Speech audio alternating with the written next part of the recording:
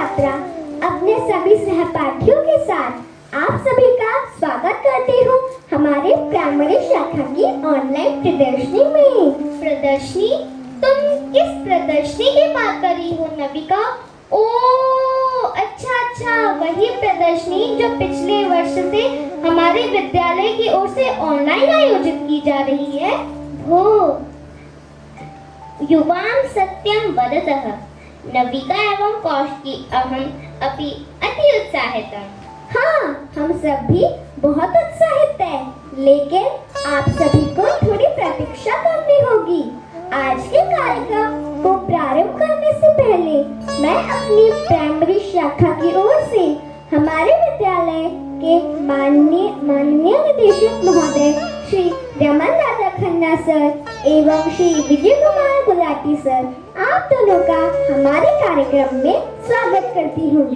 हमेशा से ही हमारी प्रेरणा रही विद्यालय की प्रधानाचार्य श्रीमती विभा खन्ना मैम हमारे उज्जवल भविष्य को साकार बनाने में हमेशा से ही साथ देने वाली हमारी ओजस्वी पथ प्रदर्शक के रूप में हमारे विद्यालय की शिक्षा निदेशिका महोदया श्रीमती रेणु श्रीवास्तव मैम, हमारे विद्यालय की प्रधान अध्यापिका श्रीमती शिवानी त्रिपाठी मैम, विद्यालय के सभी समन्वयकों और कार्यक्रम में हमेशा से ही अपनी सकारात्मक सोच के साथ हम बच्चों का मनोबल बढ़ाने के लिए अपनी सहभागिता निभाते आए अभिभावकों को मेरा सादर अभिनंदन।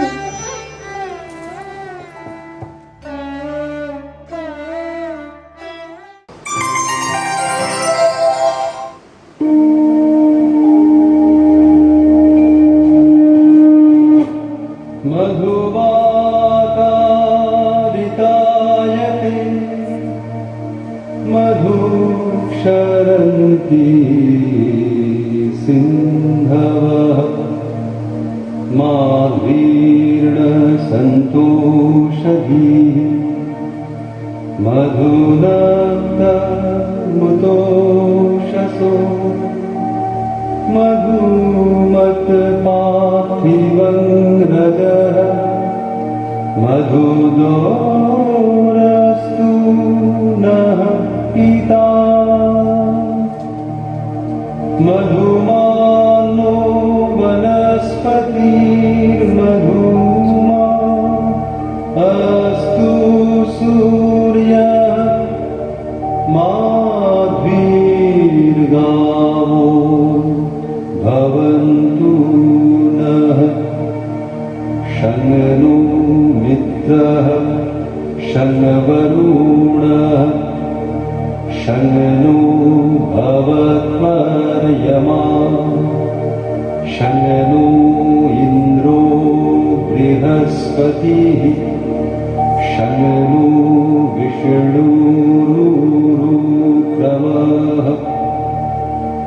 ॐ शान्ति।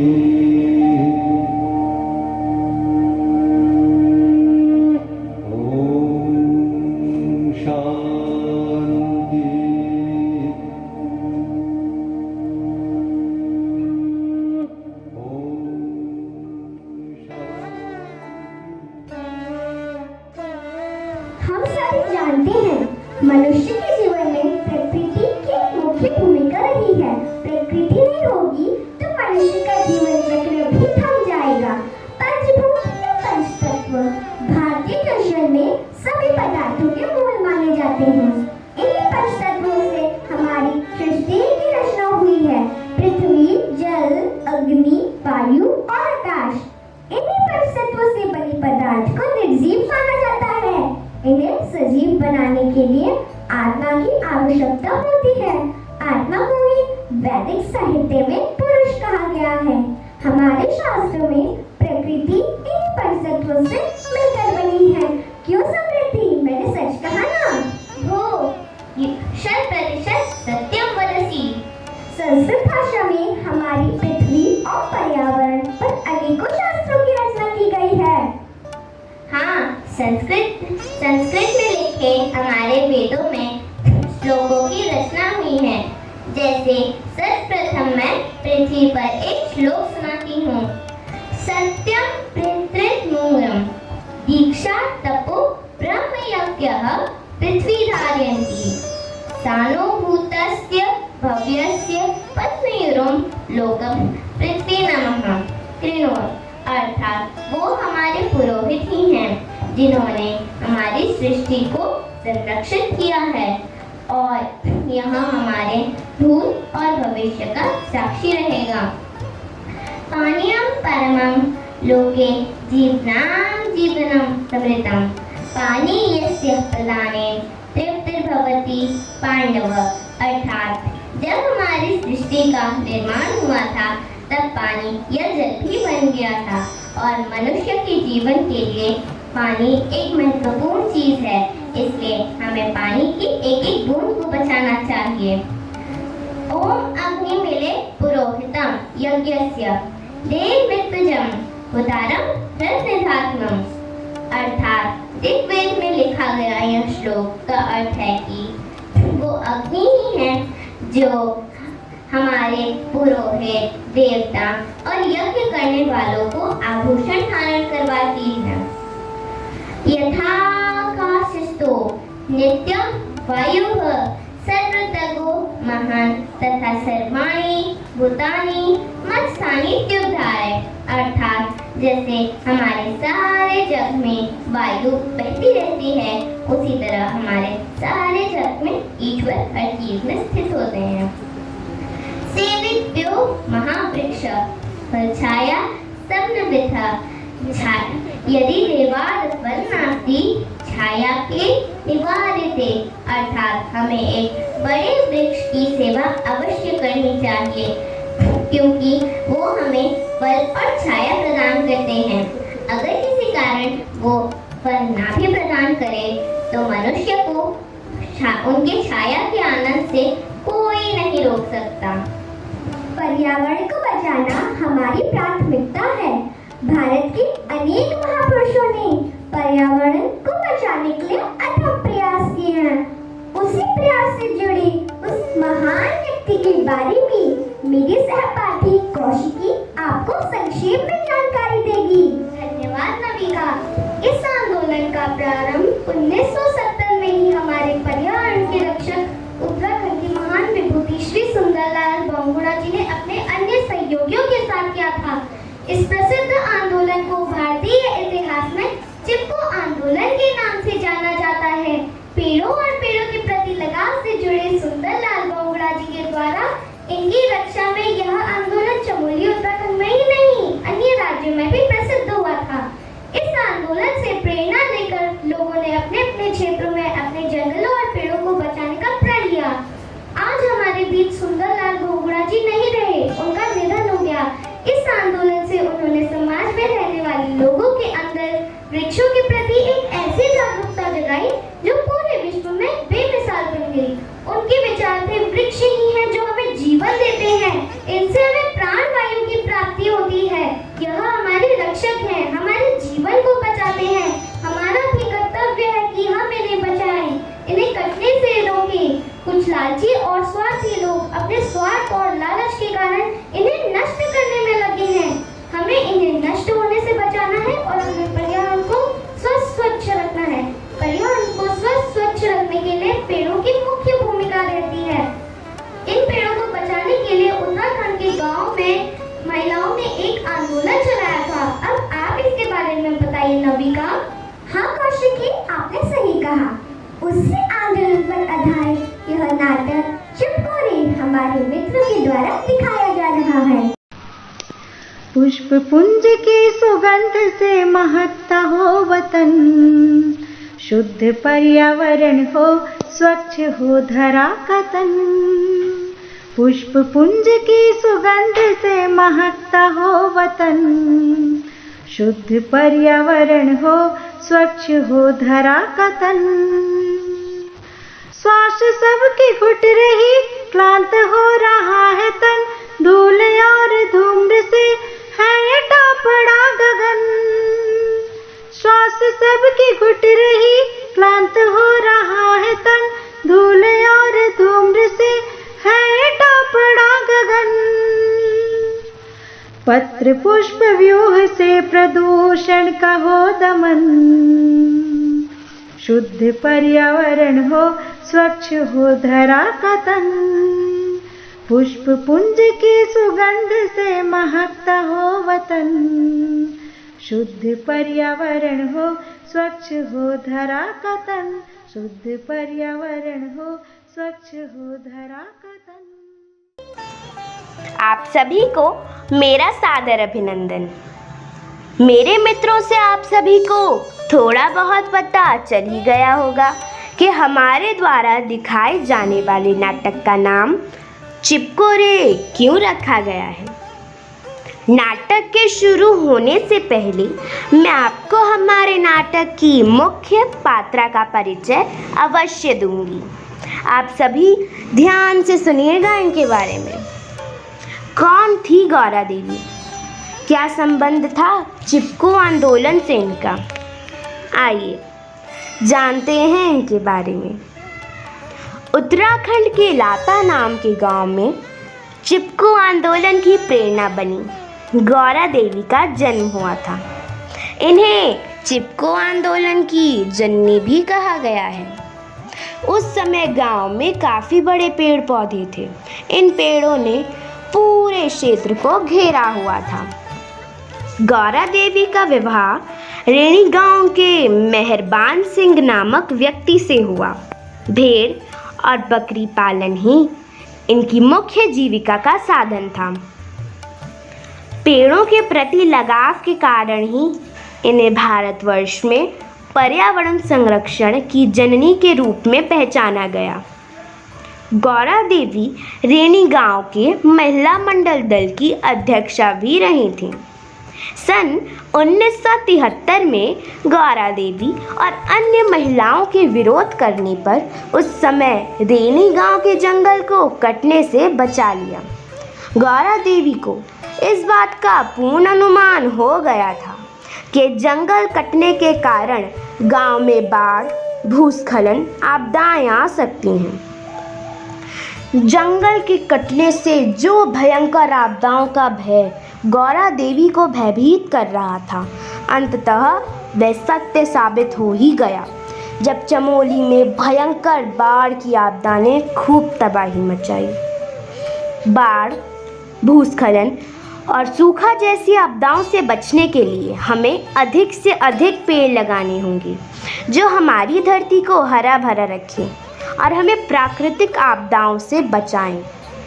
अगर ऐसा नहीं करेंगे तो गौरा देवी के द्वारा चलाए चिपको आंदोलन का अस्तित्व ही समाप्त हो जाएगा। हिमालय के चिपको आंदोलन के आधार पर ही दक्षिण भारत के कर्नाटक में भी आपिको आंदोलन चलाया गया। इस आंदोलन को भी काफ़ी प्रसिद्धि मिली। यह आंदोलन मीडिया में ही नहीं बल्कि कर्नाटक सरकार में भी खूब चर्चा में रहा। सरकार ने इस आंदोलन की काफ़ी सराहना की और हरे भरे जंगलों की कटाई पर पूरी तरह रोक लगा दी, जो आज तक जारी है। दक्षिण भारत के लोगों ने सुंदरलाल बहुगुणा जी से प्रेरित होकर इस आंदोलन की शुरुआत की। भारत के अन्य राज्यों में भी चिपको आंदोलन से एक नई दिशा मिली। लोगों ने अपने अपने राज्यों में भी पेड़ों को बचाने के लिए पूरी ताकत झोंक दी। आशा करते हैं आपने काफ़ी कुछ जान लिया होगा गौरा देवी के बारे में। ज़्यादा जानकारी के लिए आपको हमारा नाटक को ध्यानपूर्वक सुनना होगा। आइए देखते हैं नाटक चिपको रे।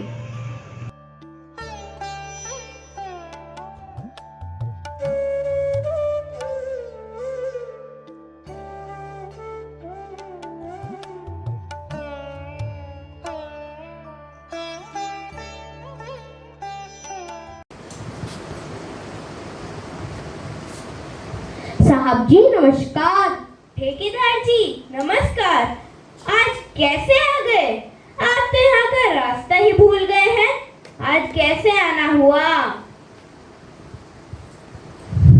साहब जी आपने साहब, बस साहब आपके घर ही आ रहा था, आपकी सेवा में। ठेकेदार जी, आपको हमारी सेवा की क्या जरूरत पड़ी? साहब जी, आपने पिछले महीने बताया था कि रैनी गांव के जंगल में देवदार, हल्दू, दयाल बाग और बहुत कीमती लकड़ियों के पेड़ मिले हैं और इन पेड़ों को काटने के लिए आप किसी ठेकेदार को ढूंढ रहे हैं। इसका ठेका आप मुझे ही दे दो, आपकी बड़ी मेहरबानी होगी। अरे ठेकेदार साहब, तुम भी कौन सी बात करते हो? जंगल आपके बगल में है और आप मुझसे ही मेहरबानी की बात कर रहे हैं। अब आप जो मन करे उस पेड़ को काटना शुरू करो। कागज पत्र वाला काम तो होते ही रहेगा, सरकारी कार्यवाही को मैं संभाल लूंगा। लेकिन साहब जी, इस बार गांव वाले पेड़ काटने का विरोध कर रहे हैं। इनके दिलों में पेड़ के लिए बड़ी जागरूकता आ गई है। अरे ठेकेदार साहब, तुम भी क्या बात कर रहे हो? गांव के लोगों को समझा बुझा कर बोलो कि हम उनकी मजदूरी को और बढ़ा करके 30 से 40 रुपए अधिक कर देंगे। भैरव जी नमस्कार। आइए आइए, आपकी ही बात हो रही थी कि आजकल भैरव जी दिखाई नहीं दे रहे हैं। नमस्कार भाई जी, दोनों में क्या बात हो रही है? नमस्कार भाई जी, नमस्कार। आप भी ठीक समय पर आए। आओ बैठो। भाई जी, मैंने सुना है कि आजकल गांव के लोग पेड़ काटने नहीं दे रहे हैं। अरे आप तो पेड़ ना काटने की बात कर रहे हैं, वो तो एक पेड़ काटने पर विरोध करने को तैयार है। गांव के 2-4 लोग विरोध कर रहे होंगे, चुपचाप उनको कुछ खिला पिला दो, सब कुछ बंद हो जाएगा। यह आंदोलन भी, सब कुछ। मुझे पता है ना कि कौन कितना लालची है। इनको कुछ दे दिया करके पेड़ काटना शुरू करो। साहब, मैंने तो यहाँ तक सुना है कि आजकल गांव के कुछ लोग यह बोल रहे हैं कि अगर जंगलात और ठेकेदारों ने अपनी मर्जी करी तो हम आंदोलन कर देंगे। अरे यह गांव के लोग सीधे साधे होते हैं, यह किसी की बात पर भड़कते नहीं। हम इनके भड़कने को आराम से शांत कर सकते हैं। भाई जी, अगर सभी लकड़हारे गांव के बाहर से आ जाए तो काम बन सकता है। भाई जी, तुम भी क्या बात कर रहे हो? सभी लोग नौकरी छोड़कर बाहर जाएंगे क्यों? 2-4 ही होंगे, सब नहीं जाएंगे। कल गोपेश्वर मुख्यालय में जमीन का मुआवजा मिलना है, वह लेने जाएंगे सभी लोग। जमीन का मुआवजा? मैं कुछ समझा नहीं। अरे चीन के साथ जब लड़ाई हुई थी उस वक्त सरकार ने गांव की कुछ जमीन को जब्त कर लिया था, उसी का मुआवजा मिल रहा है। तब तो गांव के सारे लोग कल गोपेश्वर मुआवजा लेने के लिए जरूर जाएंगे। कल गांव में कोई आदमी नहीं होगा, आराम से अपने 2-4 नेपाली मजदूरों को लगाकर पेड़ काटने का काम कर सकते हैं।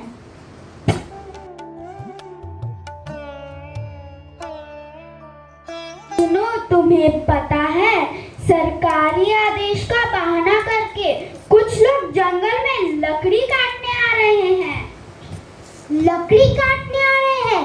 अरे अरे, आज हमारे गांव के सारे आदमी मुआवजा लेने गोपेश्वर गए हैं। इसी बात का ये लोग फायदा उठाने की सोच रहे हैं।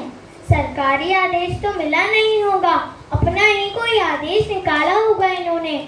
लकड़ी बेचने से जो मुनाफा होगा वह सरकार को नहीं, इनकी जेब में ही जाएगा। अरे तुम्हें कैसे पता? जंगल को आते वक्त मैंने भी इन लोगों की बातें सुन ली। चलो चलते हैं गांव में, बताते हैं अपनी महिला मंगल की प्रधानी जी को। गौरा दीदी, गौरा दीदी, आपको पता है हमारे जंगल के पथरोल साहब, ठेकेदार और कुछ लोग पेड़ काटने आ रहे हैं। दीदी, वो एक नहीं 3-4 पेड़ों को काटने की बात कर रहे हैं। पेड़ काटने आ रहे हैं? ये पेड़ ही तो हमारी धरती को बचाते आए हैं। अगर ये पेड़ नहीं होंगे तो हम क्या करेंगे गौरा दीदी? हमारे पशुओं को तो चारा भी नहीं मिलेगा। गोरा दीदी, अब तो आपको ही कुछ करना होगा। हम भी आपके साथ हैं। हमारे जंगल को बचाने के लिए हमें जो करना पड़े वो हम करेंगे। हाँ दीदी, हाँ दीदी, हम साथ हैं। वृक्ष हमारे सच्चे मित्र हैं। यह हमारी प्रकृति को सुंदर बनाते हैं। हमारे द्वारा छोड़ी गई कार्बन डाइऑक्साइड को खुद लेते हैं और हमें प्राणवायु ऑक्सीजन देते हैं। यह बात इन लालची मनुष्यों को कौन समझाए। आइए देखते हैं क्या होगा इन लालची लोगों के लालच का परिणाम। शायद इन्होंने सोचा भी ना होगा जो अपने स्वार्थों के लिए पेड़ों को काटने जा रहे हैं।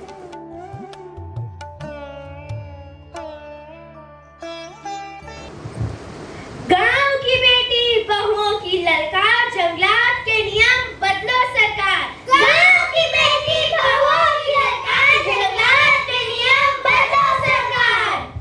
भाई जी, आप लोग इन पेड़ों को मत काटो। यह पेड़ ही हमारे जीने का आधार है। हमारे पेड़ काटने से आपको क्या फर्क पड़ता है? हमें अपना काम करने दो। भैया, एक दिन में अगर 4 पेड़ काटे जाएंगे, ऐसे तो सारा जंगल ही खत्म हो जाएगा। यह जंगल ही तो हमारे जीने का आधार है। यह जंगल ही तो हमारे सुख और दुख का साथी है। इन जंगलों में ही तो हम अपने सुख और दुख बांटते हैं। जंगल काटने के कारण ही पिछले साल अलकनंदा में बाढ़ आ गई थी। वहाँ के गांव, खेत और पशु सब बह गए थे। इस बर्बादी को हम सब ने देखा। इस बाढ़ से सबका नुकसान होता है। हम सभी को पता है। तुम लोग इन पेड़ों को मत काटो। हमें जो कहा जाएगा उसे करने दीजिए। हमें भी तो अपना परिवार पालना है। आप हमारा काम क्यों खराब कर रहे हो? भाई जी, आपने ठीक कहा कि आप मजदूरी करके अपने बाल बच्चों को पाल रहे हो, लेकिन इन निर्दोष पेड़ों को काटकर जो हमारे बच्चों को छाया देते हैं, हमारे पशुओं को चारा देते हैं और ये सारा गांव, पूरा देश इनसे कुछ न कुछ प्राप्त करता है। तुम इन पेड़ों को नहीं काट सकते हो। इनको बचाने के लिए हम सब कुछ कर देंगे। ये आप क्या बात कर रही हो? हम कुछ नहीं कर सकते। हमसे जैसा कहा जाएगा हम वैसा ही करेंगे। हमसे पेड़ काटने के लिए कहा गया, हम पेड़ ही काटेंगे। आपको बात करनी है तो जाकर ठेकेदार और फर्स्ट गार्ड से बात करिए। ठेकेदार जी और पटरोल भाई जी, आप लोग इन पेड़ों को मत कटवाओ। इन मजदूर भाइयों को वापस भेज दो। हम पर और हमारे इन पेड़ों पर अन्याय मत करो। दीदी, ये बात तो हम भी जानते हैं कि पेड़ काटना गलत है, लेकिन हम भी कुछ नहीं कर सकते हैं। बहनों, तुम हमारे काम को मत रोको। इन पेड़ों को काटने के लिए सरकार ने ही हमें बोला है। हम अपने सरकारी आदेश का पालन कर रहे हैं।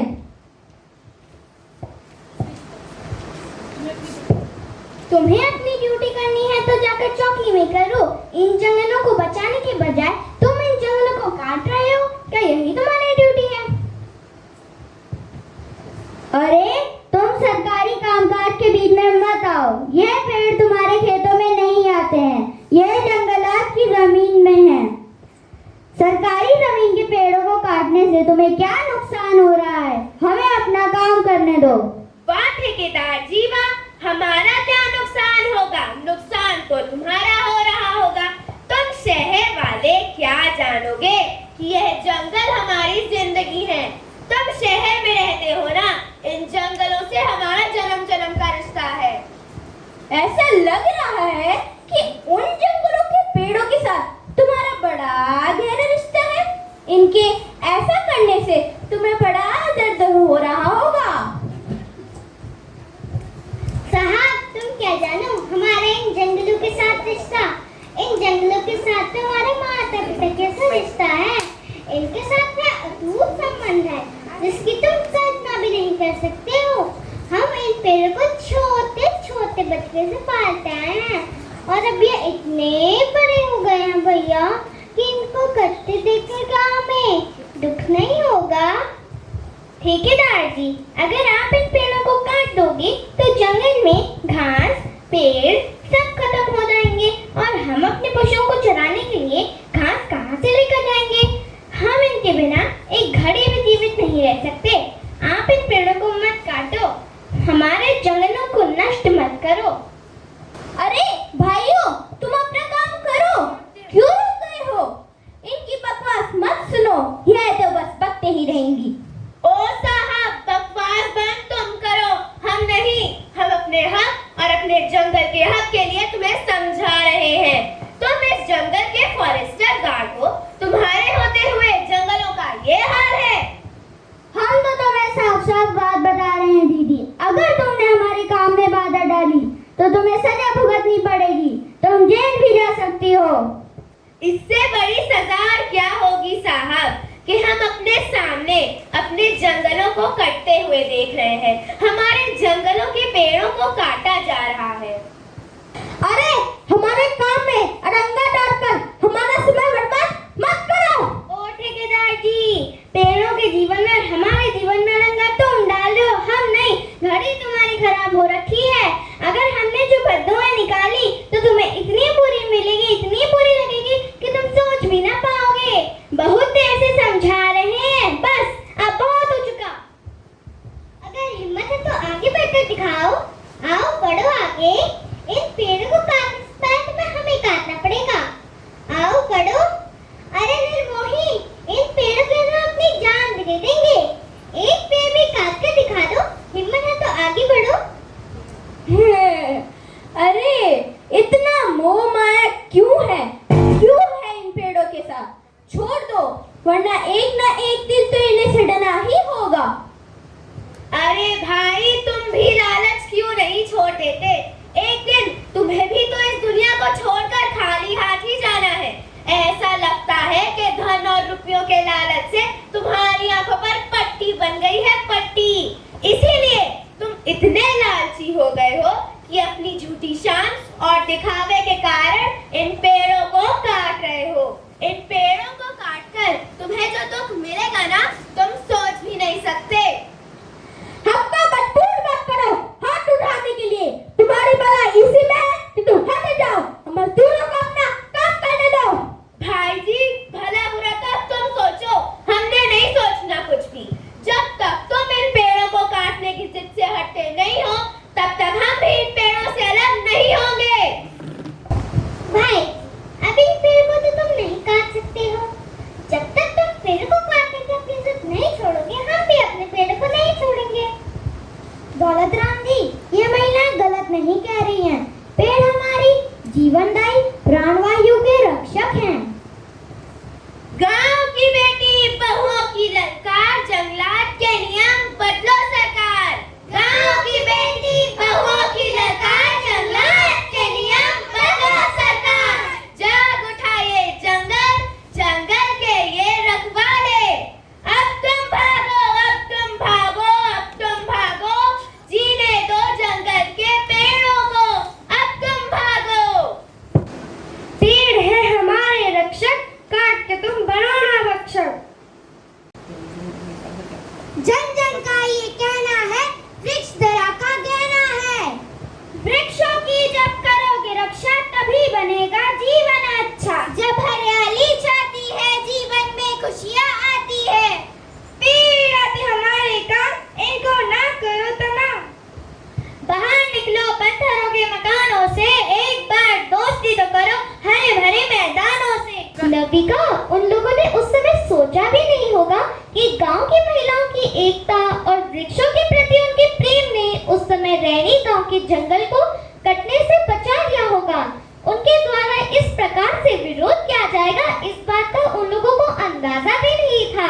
उनके इस आत्मविश्वास को देखकर गांव के ठेकेदार, मजदूर और फॉरेस्टर गार्ड वहां से भाग जाते हैं। गांव के जंगल को काटने के लिए जो लोग आए थे, उन्होंने उस समय तनिक सोचा भी नहीं होगा कि जब गांव के आदमी को पेशवर जमीन का मुआवजा लेने गए हैं, तो गांव की औरतों से उन्हें किस प्रकार जूझना पड़ेगा। हाँ कौशिकी, वाह, अति सुंदर नाटक की प्रस्तुति थी।